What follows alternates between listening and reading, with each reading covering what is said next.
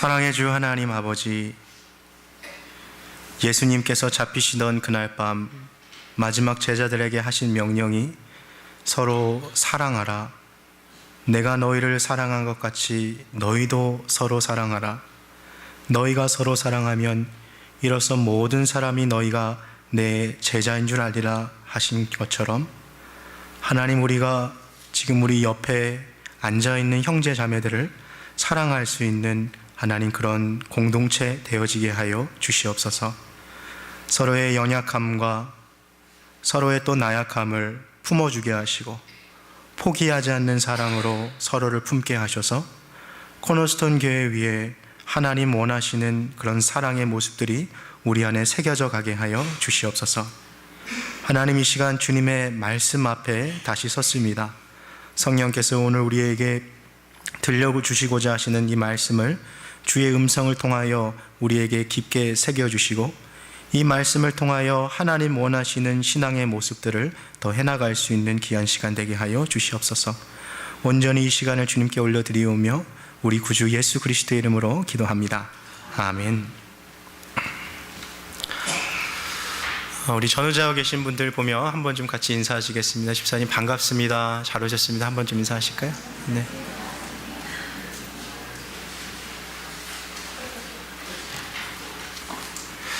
제가 좋아하는 시 중에 제목이 비 오는 날의 아름다운 그대여라는 제목이 있는데요. 우리 한 번 더 인사할 때 집사님 참 아름다우십니다 하고 한번 좀 인사합시다. 네. 네. 끝까지 못하시는 분이 계시네요, 보니까. 제가 볼 때 여기서 보면 다 아름다우신 것 같아요.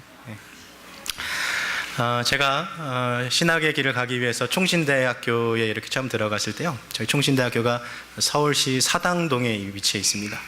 학교 뒤편에 조그마한 이 동산이 하나 있는데, 이 동산 이 중턱에는 이 기도를 할 수 있게 간이시설로 기도의 처소들을 만들어 놓았어요. 그래서 학교에서 이것을 기도굴이라고 불렀는데요, 한 사람이 간신히 들어가서 무릎 꿇고 기도할 수 있는 조그만 공간도 있었고, 한 대여섯 명이 함께 들어가서 작은 원을 만들어서 기도할 수 있는 그런 기도의 방들이 있었던 것이죠. 수업이 끝나고 나면 친구들과 함께 이 학교 뒷산에 올라가서 그 기도굴에 가서 기도를 합니다. 그 20살 때 갓 신학교 온 신학생들이니까 얼마나 막 기도가 뜨겁겠어요. 막 고래고래 소리를 질러가면서 하나님 우리를 사용해 달라고, 하나님 한국을 우리에게 주십시오, 막 이렇게 큼직한 기도들을 막 하면서 이렇게 기도했던 기억들이 납니다. 한참 이렇게 기도하고 있는데요, 여기저기서 갑자기 기도의 소리들이 변하기 시작합니다. 부르짖음으로 시작했던 이 기도들이, 제 친구들이 기도하는데 한두 사람씩 이제 방언을 하기 시작하는 거예요. 저는 그때 많이 놀랐습니다. 왜냐면 제가 어렸을 때부터 다녔던 저희 모교회는 방언하시는 분들이 별로 없었어요. 그래서 제 친구 또래 나이의 사람이 방언하는 것을 제가 그때 처음 봤던 것이죠. 근데 기도가 한참 진행되고 있다 보니까 저를 제외한 대부분의 제 친구들이 다 이 방언으로 기도하는 것을 제가 깨닫게 되었어요. 기도를 끝내고서 산에서 내려오는데 제 친구들한테 물어봤어요. 야, 너는 언제부터 방언할 수 있었니? 너는 언제 방언 받았어? 어떤 친구는 중학교 때부터, 또 어떤 친구는 더 그보다 일찍 받은 사람도 있고, 고등학교 때 수련회 가서 방언한 사람들도 있다 그러더라고요. 그렇게 매번 기도굴에 가서 기도할 때마다 친구들이 방언으로 기도하는데 그게 너무나도 부럽더라고요. 그래서 하나님 앞에 기도했어요. 하나님, 저도 방언 좀 주세요. 저도 하나님 방언으로 기도하고 싶어요. 기도하는 그 마음이 있었던 거죠. 근데 기도하면서 내려올 때마다 제 안에 좀 이런 마음이 드는 겁니다. 다른 친구들은 다 방언으로 기도하는데 나는 방언 기도 못하는 거 보니까 뭔가 나는 하나님 보실 때 특별한 사람은 아닌가 보다. 뭔가 영적으로 내 안에 있는 어떤 이런 영적 열등감들을 제가 이렇게 봤던 것이죠. 우리 성도 여러분들은 어떻게 생각하고 계세요? 신앙생활 하면서 방언을 하는 사람들은 좀 더 특별한 사람들입니까? 또다시 질문하면, 방언하는 사람들이 더 높은 수준의 신앙을 갖고 있는 사람들일까요? 오늘 이 문제에 대해서 사도 바울이 이야기하고 싶었던 것입니다. 이 문제가 왜 중요했냐면요, 지금 고린도 교회 안에서는 이 은사에 대한 문제 때문에 교회가 분열되기 시작했던 거예요. 나는 방언할 줄 아니까 나는 더 좋은, 더 성숙한 크리스찬이다. 나는 성령 받은 사람이다. 방언하지 못하는 당신은 아직 좀 미숙한 상태에 있습니다 하고 서로 이렇게 상대방을 무시하고 깔보는 듯한 그런 투가 이 안에 있었던 것이죠. 고린도 교회 성도들이 많은 은사를 받았어요. 어떤 사람들은 방언으로 말하고, 어떤 사람은 예언하는 사람도 있었고요, 어떤 사람은 심지어 병 고치는 능력을 받은 사람들도 있었어요. 근데 은사에 대한 바른 이해 없이 하나님으로부터 받은 이 은사들을 사용하자 올바른 사용도 모르고 올바른 목적도 모르는 방언의 사용은 오히려 교회에 더 많은 해를 끼쳤던 것이죠. 똑같은 칼이라도요, 요리사의 손에 들어가면 그것은 너무나도 요긴한 조리 용품이 됩니다.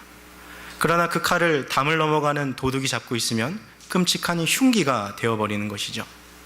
하나님께서 우리에게 주신 은사도 마찬가지예요. 주님께서 우리에게 주신 이 은사의 목적과 올바른 사용법을 알아갈 때 이것을 통해서 우리는 교회의 덕을 세워갈 수 있는 것입니다. 그러나 앞에서 이야기했듯이 고린도 교회 성도들은 자기가 받은 은사를 오히려 뽐내며 우쭐거리며 자기가 받은 은사를 갖고 있지 않은 사람들을 무시하기 시작했습니다. 아니, 방언도 못해?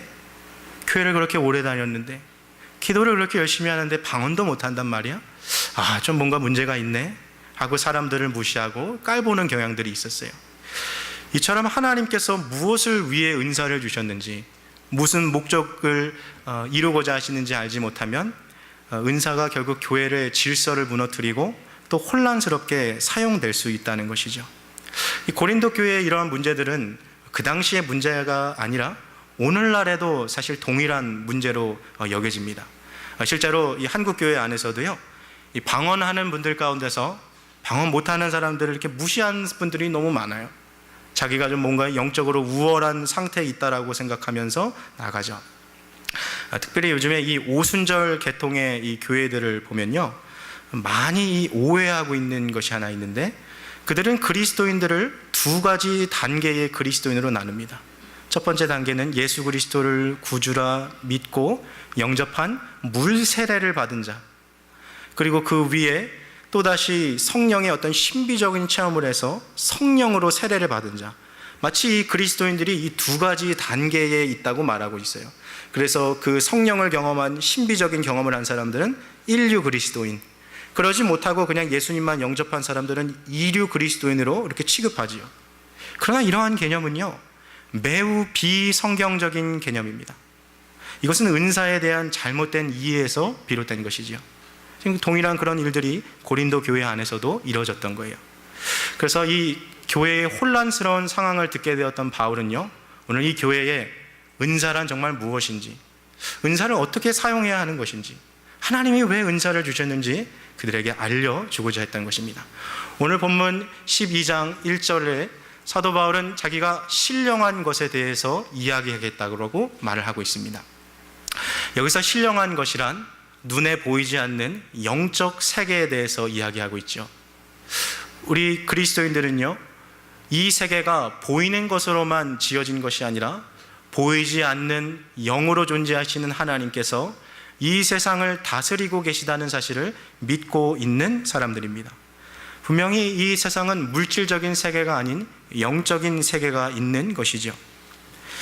문제는 사람들이 이 영으로 이 세상을 다스리시는 하나님께서 어떠한 방법으로 이 세상을 다스리고 계시는지, 또 우리가 어떻게 하면 그 영의 세계에 도달할 수 있는지 잘못된 방법으로 접근하고 있는데 있다는 것이죠.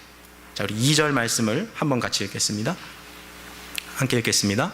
너희도 알거니와 너희가 이방인으로 있을 때에 많은 못하는 우상에게로 끄는 그대로 끌려갔느니라. 당시 이 로마 제국의 수많은 사람들은요, 그리스 로마의 신들을 섬기고 있었어요. 우리가 잘 아는 제우스 신, 또 포세이돈, 그리고 하데스, 이런 신들을 섬기고 있었죠.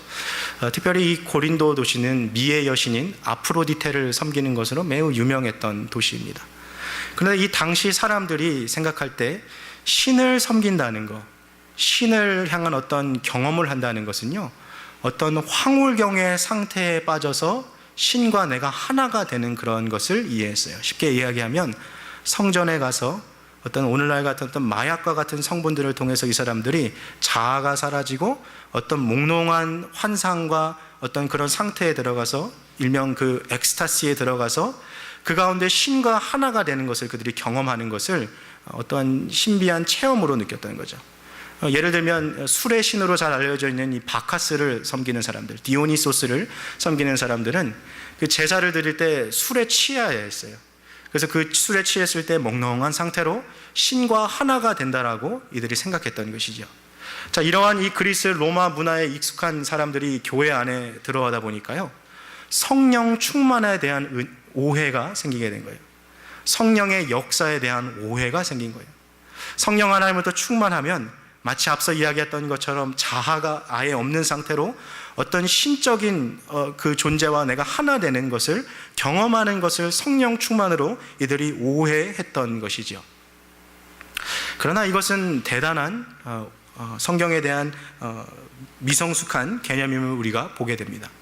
왜냐하면 성경을 자세히 읽어보면 하나님은 반드시 우리의 이 자아와 자유의지를 통하여서 하나님을 향한 그 섬김과 자세를 우리에게 가르쳐주고 있기 때문입니다.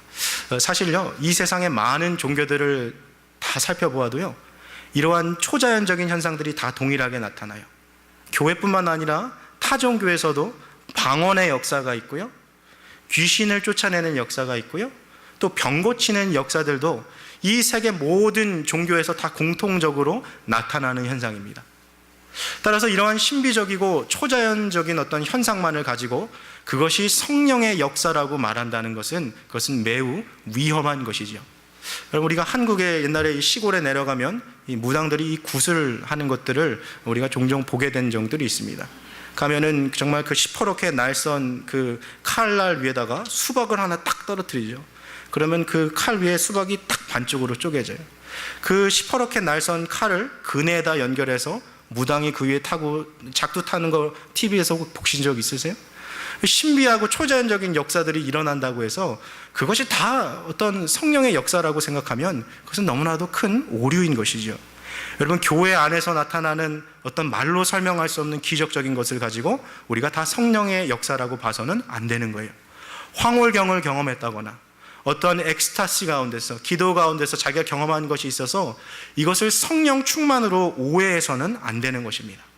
자, 그렇다면 오늘 사도 바울이 강조하고 있는 정말 이것이야말로 성령의 역사다라고 말하고 있는 그 특징은 무엇입니까? 우리 3절 말씀을 한번 같이 읽겠습니다. 3절입니다. 시작.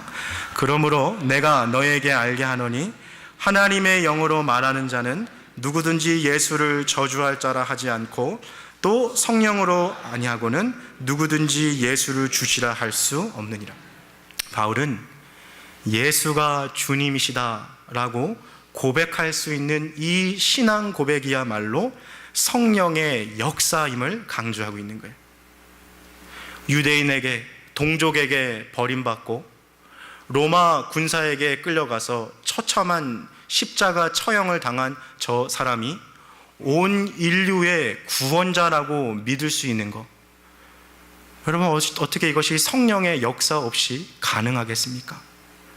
나사렛 시골 동네에서 태어난 유대 30대 청년이 내 영혼의 구원자라고 고백할 수 있는 것은요, 세상의 지혜로 가능한 것이 아니에요.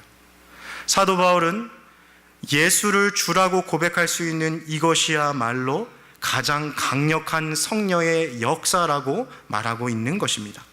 자, 그런데 3절 말씀을 한번 다시 보시겠어요? 여기 보시니까요, 하나님의 영으로 말하는 자는 누구든지 예수를 저주할 자라 하지 않고라는 표현이 등장하는 거예요. 오늘 이 본문을 좀 이해하기 위해서는 당시의 배경을 조금 우리가 이해할 필요가 있습니다. 사도 바울 당시에는요, 로마 제국에서 이 교회를 다닌다는 것은 불법이었어요. 교회가 자꾸만 이 로마 제국의 이 어떤 제도들을 자꾸 무찌르고, 특별히 로마는 황제가 신처럼 여겨지지 않습니까? 그것들을 거부하다 보니까 교회가 불법 종교가 되었고요, 예수를 주라고 믿는다는 것은 큰 위법이었습니다. 그래서 교회가 계속해서 이 지하로 들어가죠. 실제로 이 유럽 여행 가신 분들 중에 카타콤 가보신 분들 계세요? 계속해서 교회가 숨어 내려가는 거죠. 우리 자동차 뒤에 보면 익투스라 그래서 이게 교회 표시하신 거 보신 적 있으시죠? 주는 그리스도시요 살아계신 하나님의 아들이십니다를 그 첫 자를 헬라어를 따서 만든 게 익투스예요. 그래서 작은 물고기 표시 만들어 놓은 거. 이게 교회가 자꾸 비밀스럽게 지하로 내려가서 로마 사람들의 눈을 피해서 신앙생활을 하게 되었어요. 왜냐하면 교회 다니는 게 불법이었고 예수 믿는 것은 위법이기 때문이었어요. 자, 그러한 이 로마의 상황 속에서요, 열심히 신앙생활하고 있는데 로마 병사에게 끌려가서 혹은 이 이웃들의 고발로서 그 사람들이 재판소에 끌려갔어요. 자, 재판장 앞에 서게 되었습니다. 이 재판의 결과는 이미 정해져 있어요. 콜로세움에 들어가서 사자밥이 되어서 죽던가, 아니면 십자가 처형에 당해서 죽던가, 아니면 높은 장대 위에서 온몸에 기름을 부은 채 밤새도록 그의 온몸에 불을 붙여서 화형을 당하거나, 이 세 가지 죽음이 기다리고 있습니다. 자, 재판장이 그에게 사형 언도를 내리기 전에 단 한 번의 기회를 줍니다. 그것이 무엇이냐면, 지금 이 자리에서 기독교를 부인하면, 너의 신앙을 부인하면 이 죄를 면하여 주겠다라는 기회가 주어지는 거예요.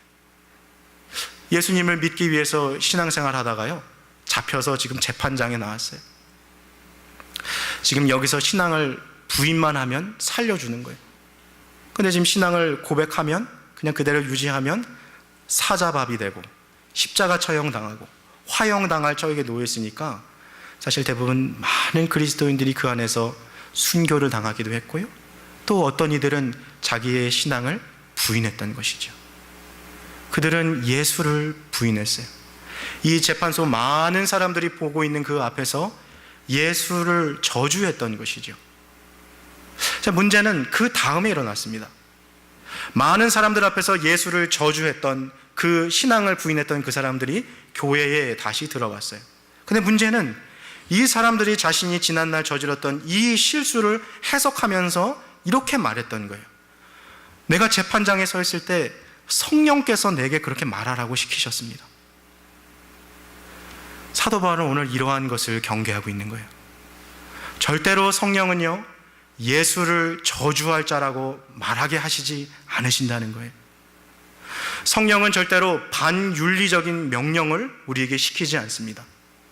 여러분, 얼마 전 한국에서 이 뉴스를 보니까 저 이단 교회의 한 목사님이 자기 여성도들에게 성적인 범죄를 저지르면서 그들에게 이것이 하나님의 뜻입니다, 하나님의 계시였습니다, 성령께서 하신 겁니다, 이렇게 성도들을 속인 것들이 우리가 그 기록들, 기사들 보면서 다 접하잖아요. 지금도 이러한 성령의 모독죄가 여전히 이 시대에도 진행되고 있는 거예요. 성령께서 그렇게 하라고 시키셨어요. 그러나 우리가 기억해야 할 것은요, 성령은 그 이름 그대로 거룩한 영이십니다. 성령은 윤리의 영이세요. 절대로 반윤리적인 행위를 우리에게 시키거나 그렇게 인도하시는 분이 아니라는 것입니다. 성령님은 절대로 우리가 죄를 짓거나 불의한 일을 하도록 시키시지 않으세요. 이것은 성령 하나님을 모독하는 죄입니다. 여러분, 예수님께서요, 이 죄에 대해서 얼마나 강력하게 경고하셨냐면요, 마태복음 12장 31절 32절에 주님이 이렇게 말씀하셨어요. 그러므로 내가 너희에게 이르노니 사람의 모든 죄와 해방은 사하심을 얻되 성령을 회방하는 것은 사하심을 얻지 못하겠고, 또 누구든지 말로 인자를 거역하면 사하심을 얻되 누구든지 말로 성령을 거역하면 이 세상과 오는 세상에도 사하심을 얻지 못하리라. 예수님이 얼마나 강한 경고를 주셨습니까? 사랑과 자비의 하나님, 모든 죄를 다 용서하신다는데 이 죄만큼은 용서 못 받아요. 무슨 죄예요? 성령 회방죄, 성령 모독죄는 안 되는 거예요. 그거 성령께서 하라고 하셨어요. 이단이 받을 벌이 얼마나 무섭겠습니까? 그들이 당할 심판이 얼마나 두렵겠습니까? 실제로 오늘날도 이단 가운데 이런 죄 짓는 사람들 너무 많아요. 하나님이 나를 보내셨어요, 하나님이 나를 시키셨어요, 성령께서 내게 이렇게 하라고 하셨어요 하면서 실제로 그들의 삶을 보면 너무나도 부도덕하고 너무나도 반윤리적이고 너무나도 죄악스러운 일들을 저지르고 있는 것이죠. 여러분, 성령께서 역사하시는 곳에서는요, 언제나 의와 진리가 있고요, 사랑과 믿음이 있어요. 그래서 우리는 이 혼탁한 이 마지막 때에요, 사람들이 말하는 것을 영으로 분별할 필요가 있어요. 정말 이 사람이 성령의 이름으로 나오지만 그의 행함과 열매가 성령께서 원하시는 모습인지를 우리가 봐야 하는 것이죠. 사도 바울은 고린도 교회 성도들을 향해서 방언이나 예언이나 환상 같은 이런 신비적인 어떤 체험보다도 가장 중요한 성령의 역사는 예수를 저주할 자라고 여기지 않고 예수를 주라고 고백하는 이 신앙 고백임을 강조하였던 것입니다. 그러나 앞에서 이야기했던 것처럼 성도들은 그리스도인에 대한 잘못된 이해를 갖고 있었어요. 예수만 믿었던 그냥 물 세례만 받은 이류 그리스도인들이 있고 그 위에 성령 세례, 불 세례를 받은 인류 그리스도인들이 있다고 그들이 착각했던 것이죠. 그러나 오늘 사도 바울이 3절 말씀을 통해서 분명히 이야기했던 것이요, 성령으로 말미암지 않고는 누구든지 예수를 주라고 고백할 수 없는 것입니다. 사랑하는 우리 성도 여러분, 우리가 진심으로 예수를 나의 구원자요 내 인생의 주인으로 고백하고 있다면 이미 우리 안에 성령이 함께하고 계심을 믿으시기를 바랍니다. 여러분, 훗날 누군가가 여러분에게 나와서 우리의 믿음을 흔들 수가 있어요. 아니 집사님, 교회 그렇게 오래 다녔는데도 방언 못해요? 아니 집사님, 신앙생활을 잘 못한 것 같은데 아직도 성령 못 받았네?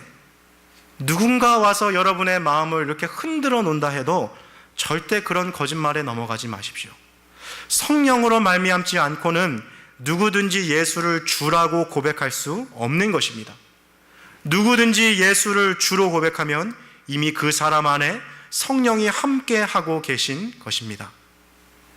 자, 그렇다면 교회 안에서 다양하게 나타나고 있는 그 은사들은 그럼 우리가 어떻게 이해해야 할까요? 어떤 사람은 분명 방언을 해요. 어떤 분들은 정말 예언의 은사가 있으세요. 또 어떤 분들은 정말 병 고치는 은사가 있으세요. 근데 우리는 그 모든 것을 갖고 있지 않고요, 사람마다 갖고 있는 은사가 달라요. 우리는 이것을 어떻게 이해할 수 있을까요? 이것은 매우 간단한 예로 살펴볼 수 있습니다. 한 부모 밑에서 태어난 삼형제가 있어요. 첫째는 공부를 너무 잘합니다.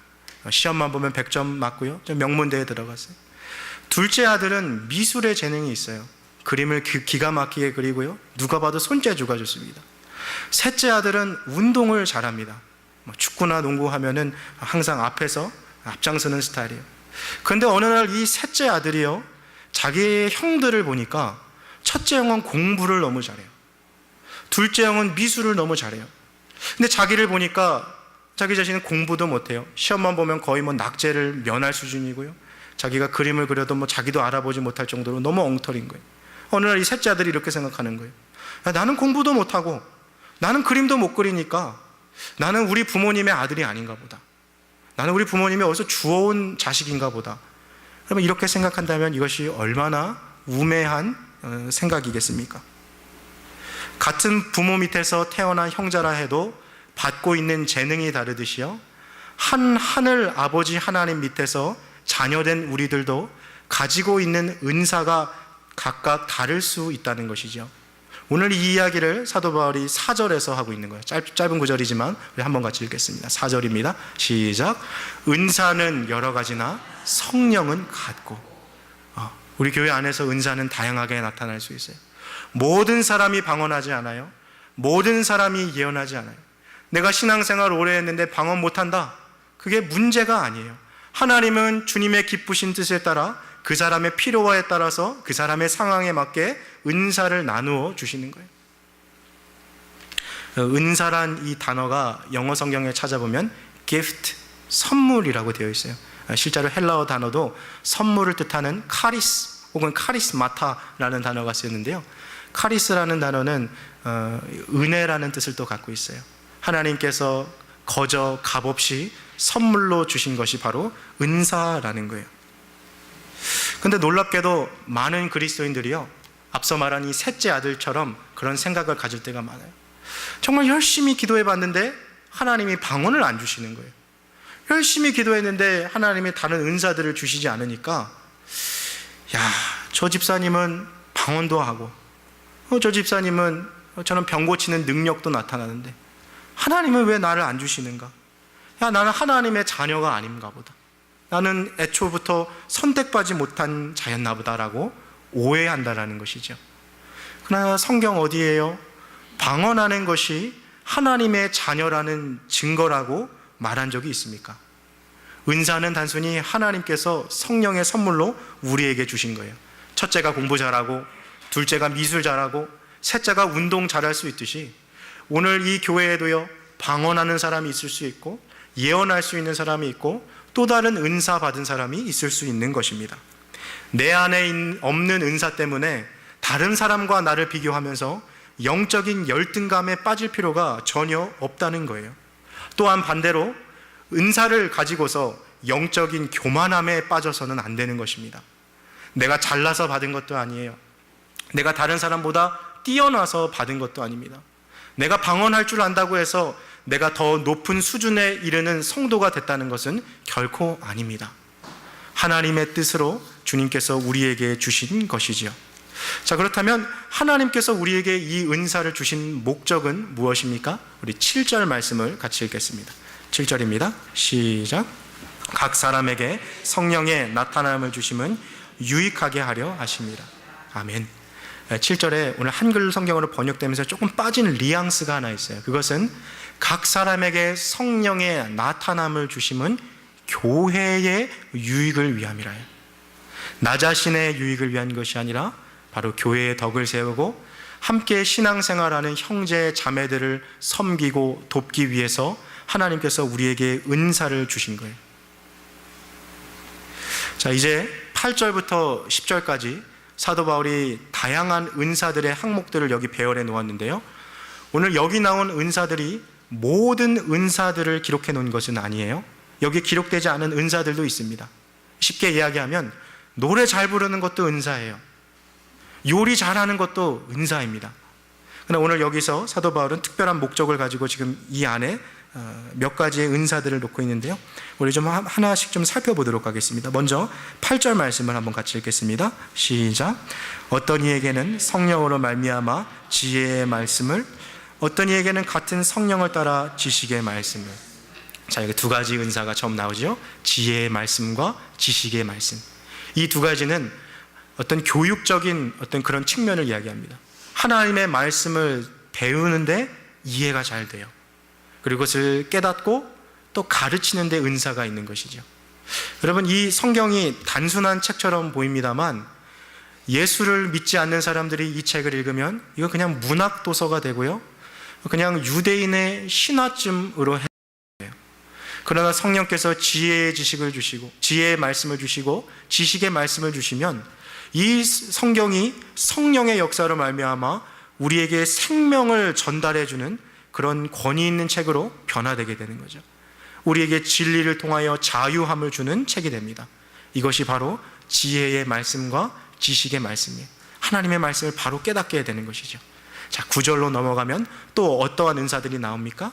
여기 보니까요, 믿음의 은사, 또 병 고치는 은사가 나오고요, 또 10절에 또 넘어가면 능력 행함의 역사까지 나와 있어요. 이 세 가지는 초자연적인 역사들이 일어나는 거예요. 정말 기도하려고 손을 얹었는데 병 고침이 나음받았어요. 어떤 사람들을 위해서 이렇게 기도해 주었는데 그 사람의 앞에를 댈 일들이 막 보이기 시작하는 거예요. 환상 가운데서. 여러분, 이런 초자연적인 역사가 주의 교회 안에서 일어납니다. 그러나 모든 사람들이 다 이런 것을 받은 것은 아니지요. 10절로 넘어가면 이 안에 예언함, 또 영들 분별함, 방언, 또 방언 통변함, 이런 것이 나오는데요, 이것은 하나님과 좀 특별한 방법으로 의사소통하는 은사들을 말하고 있습니다. 주님의 뜻을 더 분별할 수 있는 것이죠.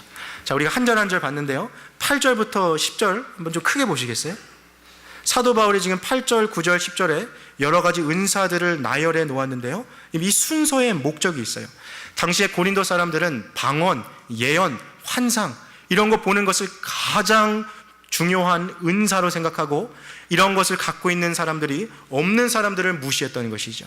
그러나 사도 바울은 오늘 의도적으로 8절 말씀에 가장 먼저 어떠한 은사를 놓았습니까?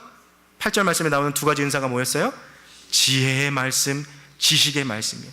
오늘 이 본문이 우리에게 말해주고 있는 것은 이거예요.